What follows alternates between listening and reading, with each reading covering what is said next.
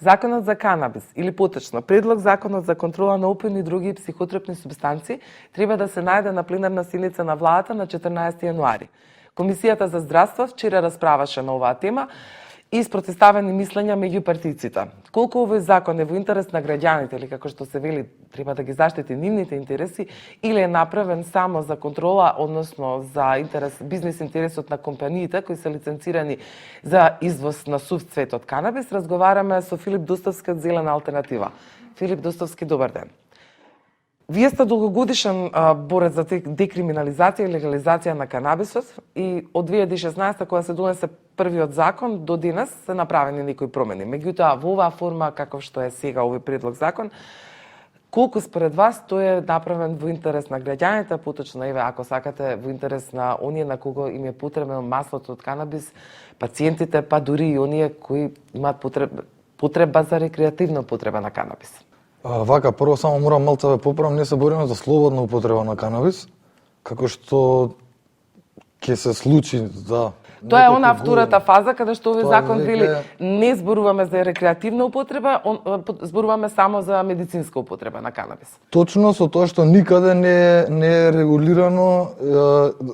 регулирана точната граница помеѓу рекреативна и медицинска употреба. Значи ова е пред да почнеме да збориме нели за законот, само да кажам дека никаде во светот Каде во светот не е тоа утврдено како не е утврдена која е границата помеѓу рекреативна и медицинска употреба. Значи многу е не фер за некои состојби за кои знаеме дека канабисот помага да се препишува канабис на некои лица, а за други состојби каде што конкретно нашава држава не препознава дека канабисот е лек или може да биде некое помошно средство, они ќе бидат криминалци ако го користат. Разбирате, така да конкретно некој може да го користи само за несоница, пошто помага и за несоница. За полезната употреба малце подоцна. Меѓутоа, еве, од 2016 година, откако се донесе тој некаков закон во кој, да речеме, на базарот се најде масло од канабис, може да се купи легално, колку се променети нештата во насока на тоа дека луѓето на кои им е потребно можат полесно да дојдат до маслото? Па скоро ич. Значи првата и најголема промена беше нели кога се донесе законот и кога една или две компании во Македонија почнаа да продаваат масло од канабис, со тоа што мора да се знае дека канабисот во канабисот повеќе сорти постојат на канабис, и според последниот став на Обединети нации, едната од компонентите од канабисот CBD се ставот на Светска здравствена организација дека не може да се злоупотребува и дека има медицински својства. За среќа постојат такви сорти на канабис кои ја содржат само оваа молекула и тие се продаваат и кај нас, значи легално во аптеки. Другите сорти на канабис кои ја содржат молекулата која се контролира, тоа е од Обединети нации се уште се смета за наркотик, тоа е ТХЦ, тие сорти се строго регулирани, значи секаде и првенствено кога збориме за декриминализација и легализација збориме за тие сорти. Сортите кај нас што се продаваат во аптеки, или легално, се, значи, составот на тоа масло е таков да помага кај некои болести, нели кај некои состојби, повеќе само симптоматски, значи ги средува симптомите. Другите сорти кои се рачунаат нели како наркотици, кои не се појаки, него имаат друг состав, тие се строго регулирани, ама еве кај нас во Македонија и тие може такви масла може да се добијат нели на рецепт. Со тоа што нивната во овој случај иако ги имаме, нивната концентрација е многу слаба, така да воопшто не помагаат. Така, колку што може да ништо не е сменето во смисол на дека пациентите нешто добиваат, добија само добар маркетинг, дека во Македонија нешто се случува, уствари ништо не се случува. Тоа што вчера можевме да го видиме на Комисијата за здравство беше во насока, беа спротивставени мислењата од екстремно од една страна дека тоа повторно никако не треба ни да се зборува, дека законот е толку деликатен и дека тој ќе донесе многу повеќе зло отколку бенефит. Поточно дека со ова дури имаше такви размислувања конкретно од Владко Ѓорчев, пратеникот на ВМРО-ДПМН, дека тоа ќе зголеми наркоманијата, дека децата ќе страдаат, дека тоа во 90-тите му се случуваше на Скопје, на Македонија, Македонија, до она каде што Маја Морачанин ги застапуваше ставовите дека Европа има смислено механизми на контролирана употреба, или како веќе вие нарекувате закон на неказнивост. Каде ние како Македонија, значи вие се бавите многу долго време сте посветени на тоа, значи конкретно луѓето да дојдат до своето право на слободно користење, поточно оваа билка да се декриминализира. Колку меѓу овие два екстремни става на Маја Морачанин и на Владко Ѓурчев некаде помеѓу може да се најде и да се направи, да се адаптира овој закон, да биде применлив и да се конечно да се детабуизира темата во јавноста. Вака, многу е погрешно кога гледаме нели од дома од телевизија такви спротивставени страни во смисол на Владко Ѓорчев зборел ова и тој е екстремен кон тоа да не се дозволува дека нели тоа е дрога и така натака. Со тоа што би препорачал Владко да седне малце да прочита најнови научни истражувања и да излезе од тој филм во кој што е. Нели да глуми ангел со крила и со орел, а у принцип воопшто не ги знае својствата на канабисот и цело време го нарекува дрога. Би го прашал Владко, тоа морам да го прашаме јавно, дали Италија пред 1-2 недели дозволи одледување на корисници дома, домашно. Значи во Италија можеш од пред 2-3 недели да одледуваш канабис дома за своја потреба. Дали Италија сега ќе стане Колумбија, дали Чешка е Колумбија, дали Австрија е Колумбија, дали Холандија е Колумбија, дали Шпанија е Колумбија, тоа би сакал да го прашам Владко Ѓорчев. Од друга страна, заради тој екстремен став на Владко Ѓорчев, ставот на Маја Морачанин изгледа супер, во смисол нели на корисниците, ама сепак и тој не ги задоволува потребите на корисниците, зашто Маја Морачанин тоа што го кажа на таа седница, го кажа во одбрана кога Владко ја напаѓаше. Ама во смисол кога го коментираше законот, таа одбрана не ја искористи и да ја убаци дека и фали во законот. Како на пример спомна и за дека се повеќе во светот секаде се повеќе и повеќе, значи во Америка више повеќе од пола држави дозволија рекреативна употреба. Морам да наречам рекреативна, иако по мене и тоа е медицинска. Еве се случува во Италија што ме дозволено дома да садиш, значи дозволено е да го користиш. Во Австрија секој може да сади канабис дома. Таму има некаква регулација друга, ама секој може да сади канабис дома. Таму се други работи забранети. Скоро секоја држава си има некако регулирано, ама за да го намали црниот пазар, не се иде со забрани. Забраните само го зголемуваат црниот пазар. На законов се не е полн со некои нови забрани. Може да ги дискутираме ако имаме време. Еве конкретно вие каде наоѓате најголемите забелешки? Ајде да се концентрираме на законот. Вака се, па тоа сакам да кажам, точно ставовите на Маја Морачанин и Владко Ѓорчев тука лежи целиот клjuč, значи ги гледаме како размислуваат едната и другата страна според нивните ставови. Вака сега, Светска здравствена организација кажа, конкретно збориме за едниве сорти со ЦБД, дека не може да се злоупотребуваат. За сметка на тоа, секаде во Европа, дури кај што е забранет канабис, кај што, не знам, у Грчка исто рекреативно не е дозволено, ЦБД, цветови и екстракти од ЦБД се продаваат по продавници, по трафики. Значи, така е во Австрија, така е во цела Европа, во Чешка, ви кажам, дури во држави кај што не е регулиран канабисот, дури помалку и кај нас. Кај нас дури имаме закони за садење. Иако законите на тие држави не дозволуваат, значи законот за канабис не им е сменет, заради препораката од Светска здравствена организација конкретно за ЦБД сортите, може практично да се каже дека ЦБД сортите веќе се во слободна употреба во Европа. Не е строго регулирано да кажеме точно вака или така, ама тука е таа политика на неказнување или и да те запре полицаец на улица со таква сорта која ќе се открие дека нели на анализа дека е тоа таква сорта, немаш никакви проблеми. И тие сорти лечат, значи луѓе ги користат. Значи тие држави прават лесен пристап на корисниците за да се намали црниот пазар. Значи кај нас црниот пазар е огромен. Може да ви кажам најголем во Европа. Ќе ви објаснам нешто. Сега пред некое време забранија и алкохол кој се користи за производство на масло дома. Нели што скоро секаде е нелегално, ама луѓе кои имаат пристап нели до канабис си го прават. Како забраниле? Тоа не може да се купи во аптека? Не може да се купи во аптека, не знам каква е таа забрана, ама во секоја аптека ти кажуваат од сега више натака не имаме забрана за продажба. Кој тоа го регулирал, како го регулирал, не знам, не навлегувам.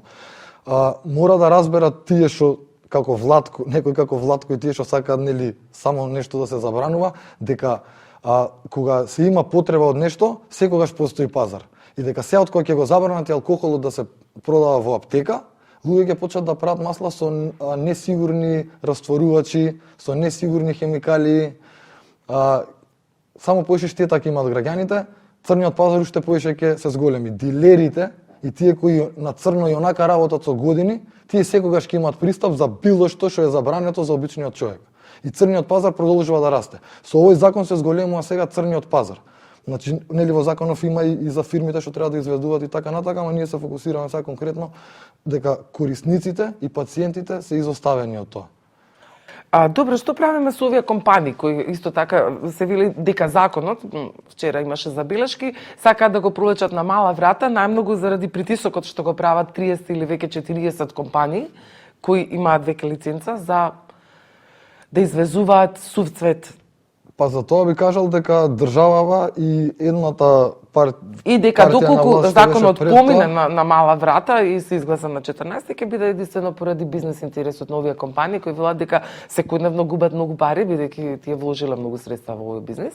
Каква е оваа регулатива да можат овие компании да произведуваат, поточно да извезуваат, а да не можат да имаат на пазарот во Македонија? Многу е чудно што треба да сега ние да објаснуваме некои нелогичности кои се стварно нелогичности и да пробаме да најдеме некоја логика. Прво мислам дека и претходната власт ја оваа, прво рекоа оп, па после видоа дека малце потешко е да се рипне уврска со законот. Значи претходната власт донесе закон со кој може да се извезува масло заради тоа што тоа било лек, а сувиот цвет дека бил дрога. И изговорот зашто е донесен тој закон е заради тоа што сувиот цвет можеш да го злоупотребиш, а маслото не можеш. Не знаејќи, не знам тоа како значи работат фармацевти која се носи вајда закон, вајда се консултираат со некој, не знаејќи дека маслото е уствари концентрирана форма на цветот. И ако веќе цветот може да се злоупотреби, маслото може пута 5 да се злоупотреби. Ни двете не може да се злоупотребат, ама еве ако заради нивниот став дека цветот може да се злоупотреби, а маслото не, тоа е тешка небулоза. Значи и таа не може да објасниме сега тука во студио, зашто тоа треба да прашаме тој што го донел тоа и што се потпишал на тоа. Заради тоа имаме многу голем проблем, заради тоа што маслото во Европа се рачуна како екстракт и како медицински продукт. Медицински продукти во Европа подлежат на GMP стандард. Кај нас немаме GMP стандард имплементирано и тоа е проблемот зашто не може да се извезе маслото во Европа. Ама би сакал да кажам дека не ми е стварно јасно зашто толку сакаме да го извезуваме само во Европа. Може би имаме некоја забрана од Европа што не се кажува јавно, значи тоа никој уште не го кажал. Тоа боле нека кажат, вака за да не се мачиме. Заради тоа што ја ви тврдам дека масло без GMP стандард со нашиве македонски стандарди како што е произведено, може да се извезе во други земји што не се дел од Европска унија, каде што исто имаат регулирано некаков закон за медицинска употреба. Значи, сведок сум и дека некои такви држави побарале масло од Македонија, што се случило не знам. Значи, некој ги држи бизнисмените у заблуда. Зашто и како? Вајда се плаши некој фармацевско лоби дека ќе изгуби работата или конкретно е кога ме прашавте за алкохолот зашто не се продава во аптека, една аптекарка ми кажа зашто се осети дека луѓе помалку купуваат други лекарства.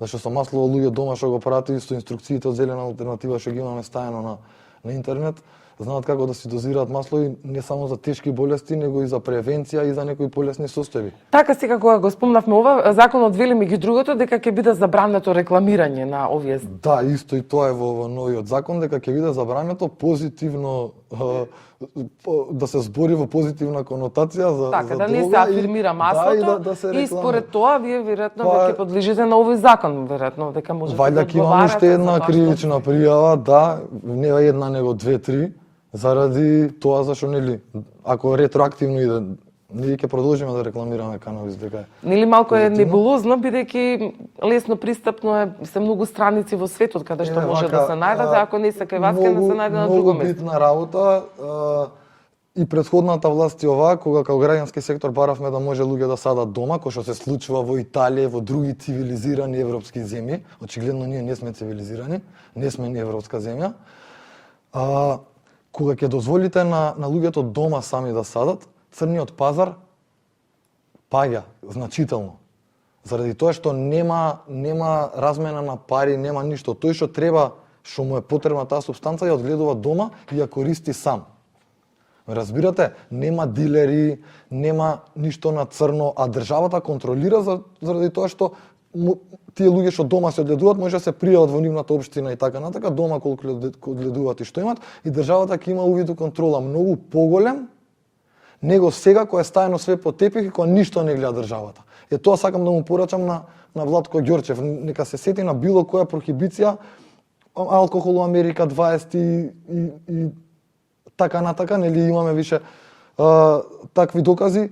Еве да речеме вака, има едно тело МЦЦДА, во Португалија, тоа е нели за тело кое регулира дроги и така натака на европско ниво. Па седиштето на тоа тело е во Португалија. Во Португалија се декриминализирани и тешки дроги. И резултатите од Португалија после декриминализација на тешки дроги, нели за нови корисници и така натака се ненормално позитивни.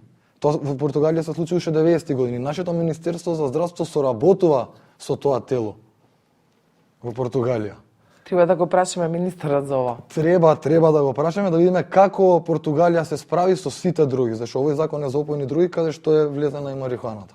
Значи, имаме толку многу примери што со носење на овој закон намерно ги изоставаме и ставаме некои други точки што се неверојатни, значи стварно не ми е јасно. Од друга страна, законот е фокусиран само и само на бизнисмените и на нивниот извоз. Ја би сакал и друго да прашам. Кое лицемерие е да дадеме 30 лиценци за производство, а воопшто да не мрднеме со мал прст за регулација кај нас, за користење на истото тоа што го произведуваме, што 30 компании треба да го произведуваат. Има и уште една работа што ја тоа би го нарекол fool's gold, која кај нас тоа е сега не златна, него зелена треска, ама не наоѓаат злато, него има точно се знае терминот fool's gold, кој сака нека го повара дека одеднаш ќе се збогатат. Ние бевме стварно први што меѓу првите што дозволивме садење за компании, ама толку време стоиме у место што околни земји и воопшто светот иде напред, више не пристигна. Скоро многу има земји што го имаат са истиот закон кај нас за садење. Сите се фокусирани на извоз, повеќето од нив. И секој сака да произведе и да го извезе во некоја друга земја, а он да не го користи. Па кај на крај ќе го извезуваме на Марс? Да, ке се зголеми конкуренцијата. Секој сака да извезува, никој не ќе да користи. Па каде ќе се извезува? Каде ќе се извезува? Кога, например, ние сакаме да извезуваме, каде ќе извезуваме кога чекаме со овој закон да не можеме сув цвет да извеземе, каде ќе извеземе? Има друга работа, кога ќе се дозволи извоз, дај Боже да се дозволи, значи дел од законот е добар за извоз на сув цвет, така и треба да биде, на почеток требаше одма да се извезува сув цвет. Кога ќе се дозволи извоз на сув цвет, кај нас законот во секоја точка е стаено дека тоа е медицински канабис. А ја ви гарантирам дека тоа што ќе го извезуваме како медицински канабис сув цвет, во Канада, дај Боже да го извезуваме, во Америка и така натака, нели како македонски производ, ќе се користи за рекреативна употреба. И тука пак регулативата нема да не Добро, биде таа наша регулатива нас не ни интересира, него откако ти ќе го извезеш производот кој со каква намера. Па законот има дека и тој што го увезува треба да има увозна дозвола за медицински канабис. Така, за разбирате, така да ако некоја мала фирма која се занимава со рекреативен канабис нема да може, нашата држава нема да ја дозволи на фирмата која треба да го извезе и да го продае зашто они немаат увозна дозвола за медицински канабис. Така, што правиме со оваа агенција? Предвидено е да се формира агенција за контрола на производство, извоз на канабис. Во оваа агенција предвидено да се вработат, не знам, 12-13 луѓе, веќе има некоја проценка за издвојување на средства од буџетот. Дали сметате дека во оваа агенција кој би бил компетентен да биде вклучен во тој тим за да може ефикасно да врши таа контрола? Едно од барањата на Зелена алтернатива уште од пред 3 или 4 години беше да канабисот во Македонија да се регулира од посебно тело, од Агенција за канабис, заради тоа што видовме дека и имам искуство нели од други активисти и невладини организации од други држави, кај што го има истиот проблем, нели консултации со нив, дека кога кај нас беше нејасно кој е одговорен за тие лиценци, дали уште кога се носеше законот и сега валјда тоа е проблем, значи Министерство за земјоделие или Министерство за здравство. Заради тоа што канабисот реално, ако го одгледуваш, тоа е земјоделие. Не е медицинско производство на некаков препарат, да, тоа е земјоделие. После тој производ што ќе одобиеш што земјоделие, нели се станува својство дали медицинско или не. Дел иде за не знам производство за едни препарати, дел за производство за храна, дел за производство за медицински, нели дали лекови, дали препарати, дали гранични производи и така натака.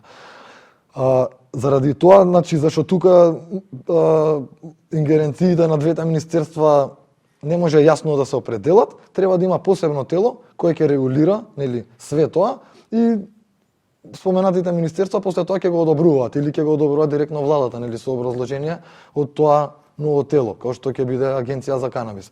Сега, тоа е све супер кога е даено како идеја и како би требало да изгледа и така натака, ама проблемот е што кај нас немаме никакви експерти, во законов гледаме дека во таа агенција не се предвидени луѓе со искуство. Например, не зборам за невладините организации во Македонија и така натака, него зборам и за советници од странство. Значи, више имаме компании кои работат со канабис, некој треба тие луѓе да ги советува. Ова испаѓа како дека некад некој да им каже нешто што е вистина, зашто нема да може да го изменат после по нивни терк.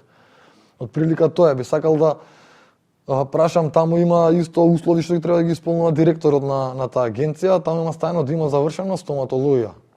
Дел од условите, значи може да биде директор некој што има завршена стоматологија. Што има врска стоматологија со регулирање на канабис? Што има врска медицински факултет со регулирање на канабис? Значи, канабисот е стратешки ресурс на држава. Од канабисот треба да се произведува платно, хартија со развивање на индустријата. Не може вие да го заглавите само во една фела во медицинскава. Значи, тоа треба да биде регулаторно тело кое би било составено од стручњаци, не од поставени луѓе кои се нели да завршат одредена работа. Значи, идејата за Агенција за канабис е одлична, ама реализацијата на таа идеја каква ќе биде, сум песимист. Како и да има некој оптимизам дека сепак законот ќе помине пред распуштање на собранието на 12 февруари, ќе видиме што ќе се случи на 14 јануари. За крај би ве прашала, какво ви е искуството во последниве 2 години, еве колку луѓе ви се обраќаат и порано сме разговарале на темава, бараат помош, бараат начин како да се произведат самите дома масло. Дали овој процент на граѓани е зголемен, еве на тие конкретно што се обраќаат кај вас, или е намален? Значи, константно се зголемува. Црниот пазар исто така расте, секој втор произведува масло. Значи, забораваме дека Албанија е најголем нелегален производител на канабис. Границата према Албанија ни е као риварска мрежа. Што да ви кажам, значи, проблемот со тој канабис е тоа исто што се спречува. Значи, затоа овој закон воопшто не е направен против граѓаните. Значи, законот е направен, иако една од целите му е да се заштитат граѓаните. Кој знае конкретно на што се мисли, да се заштитат, дали... Да се заштитат вака, граѓаните ќе се заштитат кога ќе им се дозволи дома сами да си садат. Би сакал ова малце поише да го образложам, кога ќе можат дома сами да си садат, заради тоа што на тој начин ќе знаат што користат, нема да биде со пестициди, нема да биде со тешки метали, ненормално, значи, прскано, зашто тој канабис што доаѓа од Албанија го садат криминалци кои им е важна само бербата. Значи, процентот на пестициди во тој канабис е неверојатно висок. Во исто време државата регулира медицински канабис, дури и скептиците порано што не веруваат дека канабисот лечи, сега заради ставот на државата знаат дека лечи, ама не може да најдат од нигде тоа што им треба и идат на црн пазар. Значи, таму купуваат канабис со многу лош квалитет, прават масло со многу лош квалитет, треба да им текне на овие што регулираат дека ако сакаат да ги заштитат граѓаните, треба да им овозможат безбеден пристап тој безбеден пристап, прва работа е да можеш сам дома да го произведеш, како што прават повеќето европски земји. Ги оставаат луѓето на рад. Точно МВР знае кој е дилер, кој прави пари, кој не. Значи, ако најдете некој што сади марихуана, од самото место гледате тој дали продава или не, од количината и така натака. Значи, тоа да се вратам на тоа што почнав, со забрани, луѓето посегнуваат по црн пазар, не може да им забраните, добиваат канабис со многу лош квалитет, третиран многу со пестициди. Кога ќе направите масло од тој канабис и концентрацијата се зголемува и на пестицидите внатре, и повеќето луѓе наместо да се лечат, се трујат. Тоа е директна последица на вакви решенија во законот. Значи, директна последица. Тоа имаме статистики од било која европска држава. Значи, прва работа, овој закон не би требало да помине додека не се спомнати пациентите и нивните права. Како прво и човековите права. Тука овој закон се спомнати човековите права и се лицемерно спомнати. Тоа е целата работа. Црниот пазар се зголемува со вакви решенија. Филип Дуставски, веројатно нештата стојат вака, како што велите. Фокусот сите имаме впечаток дека е ставен на таму каде што е тој бизнес интересот и толку. Но еве да видиме што ќе биде и дали овие апели од Сдруженијата на граѓани, конкретно и вашите, ќе бидат вклучени во некои размислување на следната комисија, па и на пленарната седница. Дадам само уште една паралела која во Македонија сите ќе ја разбереме. Очигледно дека луѓето компаниите кои садат канабис во Македонија, заедно со фармацевското лоби, они си имаат други борби меѓу себе, ама они се заедно во смисол на да не им дозволат на пациентите да садат, заради тоа што конкретно што сум зборал со повеќе сопственици на лиценци во Македонија, е како тоа да се дозволи на луѓето сами да садат, кога тоа за што постат компаниите, секој сам дома ќе сади и нели нема да купува ако они имаат некој производ. Па сега би сакал само од пракса да ви кажам што се случува. Сите можеме брашно да купуваме, ама немаме време дома леп да правиме. Така, многу битна работа. Порано ајвар сите правеа по дворови. Така, сега од кога почнаа некои фирми да продаваат ајвар по супермаркети и кога тој ајвар го достигна квалитетот како домашниот, ја не гледам више некој да се замара да прави ајвар дома. Ја конкретно никогаш не би садел канабис ако имам од кај да купам точно тоа што ми треба и како ми треба, зашто едноставно ме мрзи. Значи, компаниите пак ќе си го имаат својот профит, иако се дозволи на луѓето да садат дома. Филип Дуставски, ви благодарам многу за гостувањето. Во некоја следна прилика на дебата со вклучените страни. Супер би било.